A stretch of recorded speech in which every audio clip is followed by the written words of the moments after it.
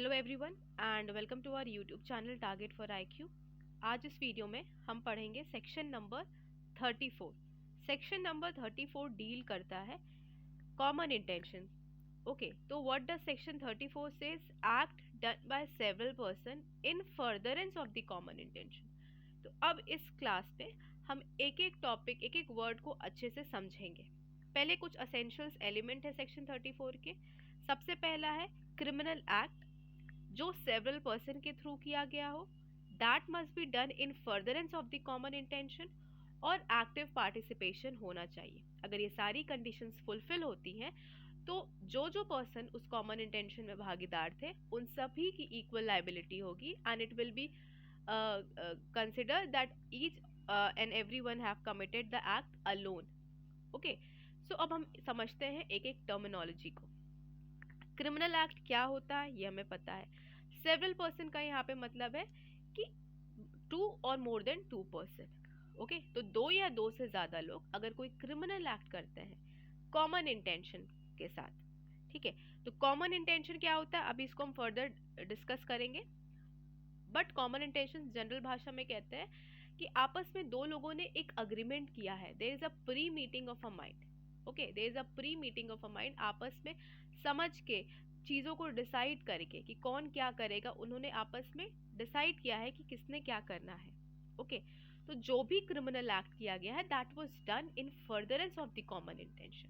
अब बात आती है कि इन furtherance of the common intention का मतलब क्या है। इसको एग्जाम्पल के थ्रू समझते हैं। लेट्स सपोज ए और बी आपस में कॉमन इंटेंशन फॉर्म करते हैं कि वो दोनों मिलके सी को मारेंगे।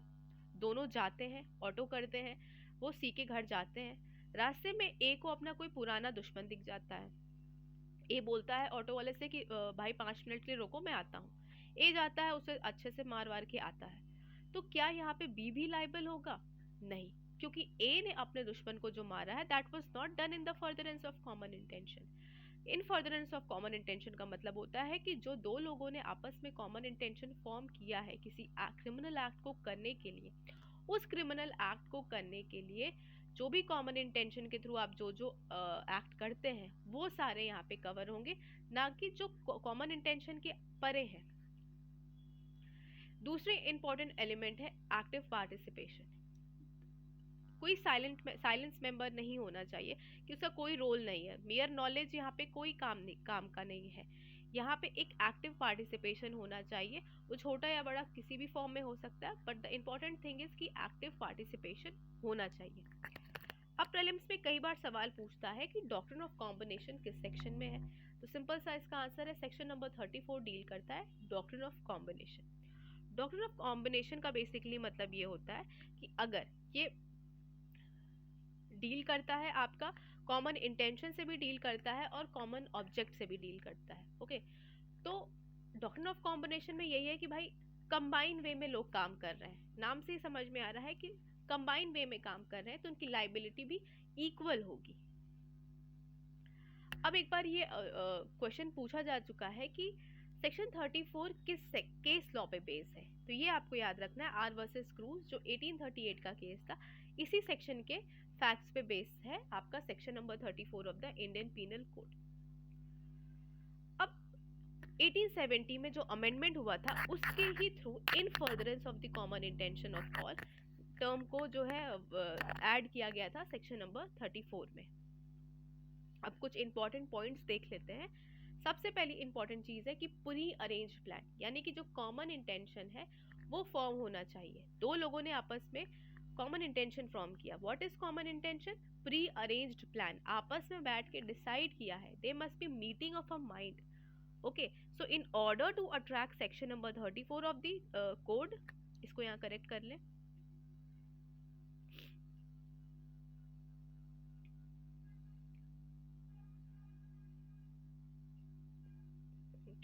Okay. In order to attract section 34 of the code, there must be pre-arranged plan and meeting of a mind which may be developed on the spot as well as but before the crime also. ठीक है, तो on the spot भी हो सकता है। ये हमने एक केस अभी फर्दर डिस्कस करेंगे, बट यहाँ पे आप चाहो तो नोट डाउन कर लो। Rishidev versus state of UP के केस में कहा गया था कि common intention can also be form at the spot. और दूसरी इंपॉर्टेंट चीज क्या है कि 2 लोग होने चाहिए, वो हम डिस्कस कर चुके हैं। पार्टिसिपेशन ऑफ ऑल, ये इंपॉर्टेंट चीज है। mere presence is not sufficient here. Okay, active participation is required. Participation आप एब्सेंस के थ्रू भी दे सकते हैं या प्रेजेंस के भी थ्रू दे सकते हैं। यानी कि जहाँ पे एक्चुअल क्राइम हो रहा है, आपने कॉमन इंटेंशन फॉर्म किया, अग्रीमेंट किया, सब कुछ किया, बट जहाँ पे एक्चुअल क्राइम हो रहा है आप वहाँ पे प्रेजेंट नहीं थे। दैट मीन्स यहाँ पे ऐसा नहीं हम मानेंगे कि आपका एक्टिव पार्टिसिपेशन नहीं था, अभी भी है। तो आपका एक्टिव पार्टिसिपेशन एब्सेंस के थ्रू भी हो सकता है और बाय प्रेजेंस के थ्रू भी हो सकता है। अब जैसे कुछ डाइवर्स एक्ट होते हैं, जैसे जो टेररिस्ट एक्टिविटीज होती हैं, वो अलग अलग कंट्रीज में रह के वो टारगेट करते हैं। तो ये ऐसा नहीं है कि जहाँ पे एक्चुअल जो एक्टिविटी हुई है, जो एक्चुअल क्राइम हुआ है, वहाँ पे सबके सब टेररिस्ट मौजूद हो, ऐसा नहीं है।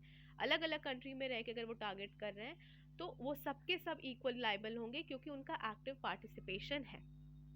Okay, principal of joint liability, section 34 deal करता है प्रिंसिपल ऑफ जॉइंट लायबिलिटी, यानी कि जो भी सारे पर्सन जिन्होंने कॉमन इंटेंशन फॉर्म किया था क्रिमिनल एक्ट को करने के लिए, उनका जॉइंट ट्रायल चलेगा। कहाँ पे? Section 223 of CrPC. और साथ में वो उन पे कंस्ट्रक्टिव लायबिलिटी भी होगी। अब कंस्ट्रक्टिव लायबिलिटी क्या होती है कि एक पर्सन की जो लायबिलिटी होती है, जैसे कि अगर ए और बी ने प्लान किया सी को मारने का, ए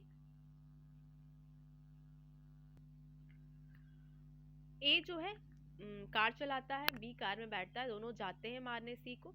ए जो है गेट के बाहर खड़ा रहता है, वो देखता है कि कोई ना आए, और बी जाके सी को गोली मार देता है। ठीक है, तो यहाँ पे एक्चुअल गोली किसने मारी? बी ने। तो बी ने पे तो मर्डर का चार्ज लगेगा और वही सेम लाइबिलिटी कंस्ट्रू कर दी जाएगी किसके ऊपर? ए के ऊपर। इसी को कहते हैं कंस्ट्रक्टिव लाइबिलिटी। एक पर्सन की लाइबिलिटी कंस्ट्रूट कर दी जाती है दूसरे पर्सन के ऊपर। ठीक है, तो section 34 basically rule of evidence है। ओके, इसको हेडलाइन कर लेते हैं, ये दिस इज वेरी इंपॉर्टेंट। ये क्या है? रूल ऑफ एविडेंस है। This is important. एंड कोई डिस्टिंक्ट ऑफेंस नहीं क्रिएट करता है। It lays down the principle of joint liability and the constructive liability. It does not create a substantive offence. कोई substantive offence नहीं है जैसा कि सेक्शन 149 में है। That means it does not create an independent offence and for it there is no separate punishment. अब एक बहुत इंपॉर्टेंट पॉइंट है कि what is the difference between similar intention and a common intention. Mehboob Shah versus emperor, ये इस पे landmark judgement है। इसे इंदस रिवर केस के नाम से भी जानते हैं। इन दोनों पॉइंट में इसी केस में डिस्टिंक्शन लेड डाउन किया गया था। सेक्शन 34 डील करता है कॉमन इंटेंशन से, ना कि सिमिलर इंटेंशन से। सिमिलर इंटेंशन क्या होता है कि दो लोगों का ए की भी दुश्मनी बी से है, सी की भी दुश्मनी बी से है, दोनों अपना इंडिविजुअली प्लान बनाते हैं कि हम जाके मार देंगे। दोनों का सिमिलर इंटेंशन है बी को मारने का। दोनों के बीच में अभी कोई प्रायर मीटिंग ऑफ माइंड नहीं हुआ है, दोनों ने आपस में बैठ के एक अग्रीमेंट नहीं किया है। बट जहाँ पे वो आपस में अग्रीमेंट कर लेते हैं कि चलो हम साथ मिलके मारते हैं, तो इन दैट केस वहाँ कॉमन इंटेंशन फॉर्म हो जाता है। सेक्शन 34 डील करता है कॉमन इंटेंशन से। Similar intention means an intention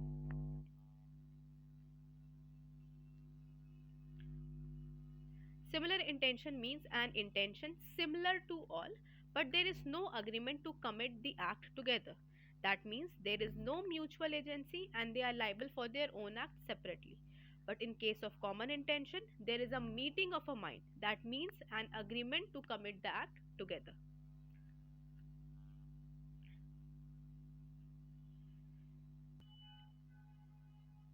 Okay? सो वहाँ पे एक अग्रीमेंट है साथ। दोनों में बेसिकली डिफरेंस क्या है कि सिमिलर इंटेंशन में there is no mutual agency, कोई अग्रीमेंट नहीं हुआ है, दो लोगों में कोई प्रायर मीटिंग ऑफ माइंड नहीं हुआ है। बट जहाँ पे ये सारी चीज़ें मिल जाती हैं तो सिमिलर इंटेंशन बन जाता है कॉमन इंटेंशन, यानी कि वहाँ म्यूचुअल एजेंसी हो जाती है। देर आपस में मिलके वो एक दूसरे के लिए कॉम्प्लीमेंट्री एक्शन परफॉर्म करते हैं। कॉमन इंटेंशन आपका स्पॉट पे भी फॉर्म हो सकता है। ओके, तो this also we have already discuss कि जो कॉमन इंटेंशन है that can be form even at spot.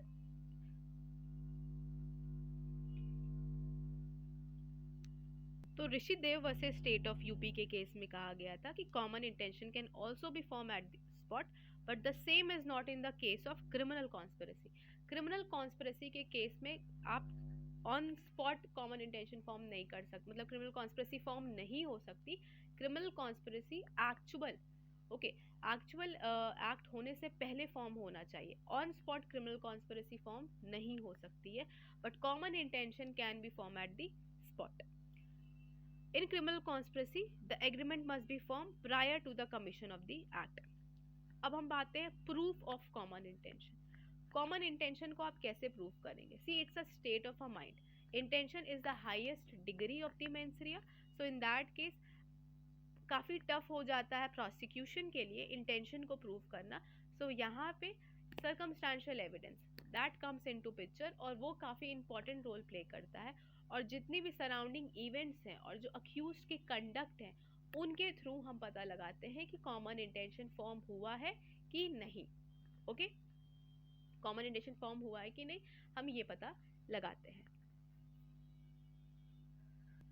Okay, सो इस वीडियो का जो ये आपका जो भी आप PDF फाइल देख रहे, मतलब जो भी डॉक्यूमेंट है, ये आपको पब्लिक चैनल पे अवेलेबल होगा। आप टारगेट फॉर IQ के टेलीग्राम चैनल पर जाके इसे डाउनलोड कर सकते हैं। और कोई भी क्वेरी हो तो please do let me know in the comment section.